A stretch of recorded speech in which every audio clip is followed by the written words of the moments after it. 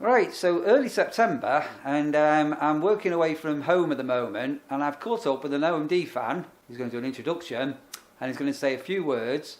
So over to this young gentleman behind me. So, do you want to give a quick introduction, and who are you?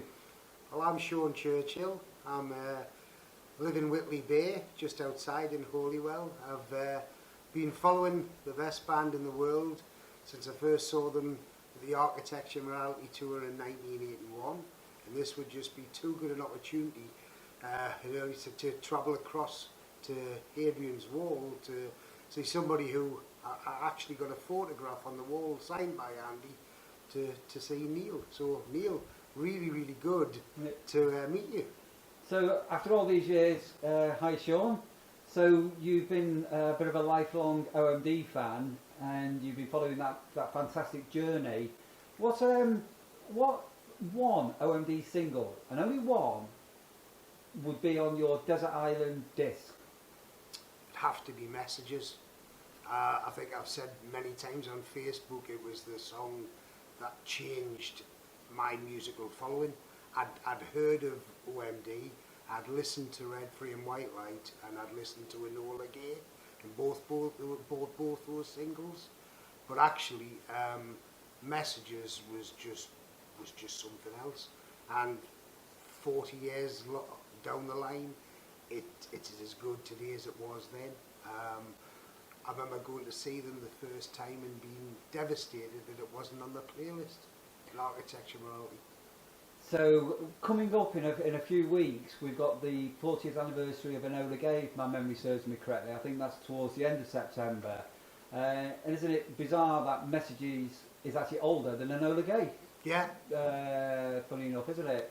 It is, and I mean, coming from post-punk 13, 14-year-old, it was Red, Free and White Line. Electricity just passed me by at the time, hadn't heard it. Red, Free and White Line was the song that the older lads had taken to the disco, and everybody was accepted. And then the commercial hit that became Enola Gay.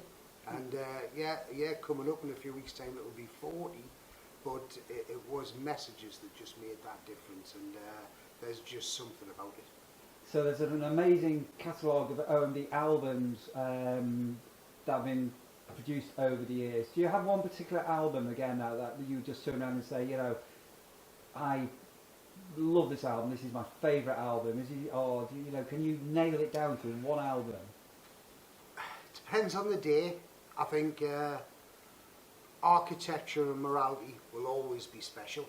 There's the quality of it, and then of course the relaunch and the regrouping, or the getting together of Group 2007. But for me, Dazzle Ships.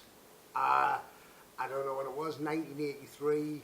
Wasn't commercially accepted, but Telegraph, International, radio waves are just records. And I remember sneaking out of the sixth form to see them on the tube, and they came out of the semaphore flags and did ABC Industry, and it was like, this is the band that I've got to follow. So for me, Dazzle Ships. So you've obviously done a few gigs over the years, you've been to a few venues. Do you have one particular venue that you've been to that you would say has been your favourite venue? Quite ironically, the last venue that I went to, 2010, the History of the Modern Tour, they didn't do a concert locally. My brother lives in Norwich, so we got tickets for the Ipswich Regent, and it was a Friday night, I think it was November the 5th, 2010.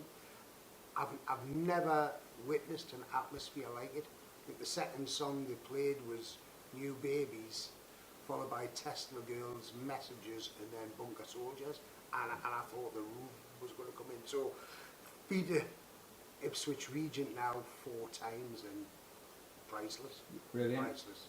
And then we were talking earlier, so we recently did, not that long ago, a sort of draw for some items of clothing what Andy McCluskey donated. So there were shirts, pants and boots. What item would you have liked to have won, and what on earth would you have done with it? Great question. I did bid. It was ironic that we were doing some awareness for suicide at the time. Me and my brother with a 25 press-ups for 25 days. I think it would have had to been the black shirt. I think it's iconic for the concert, and I don't think I would have worn it, but it would have gone pride of place. I've got a signed English Electric T-shirt that I've got on the wall framed, and it would have gone somewhere near there, Neil, I think. And if I meet you again, or if any fans watching this meet you again prior to a concert, should they buy you a glass of white wine or a glass of red wine? A glass of red wine. A good glass of red wine. Yeah. And is it bitter or lager that you drink? Guinness. Guinness. Brilliant. Great choice. Sean, amazing to have caught up with you. Thanks for a quick 5 minutes enable a vlog to take place. And looking forward to seeing you at a gig someplace soon. Thank you, Neil. Really nice to meet you.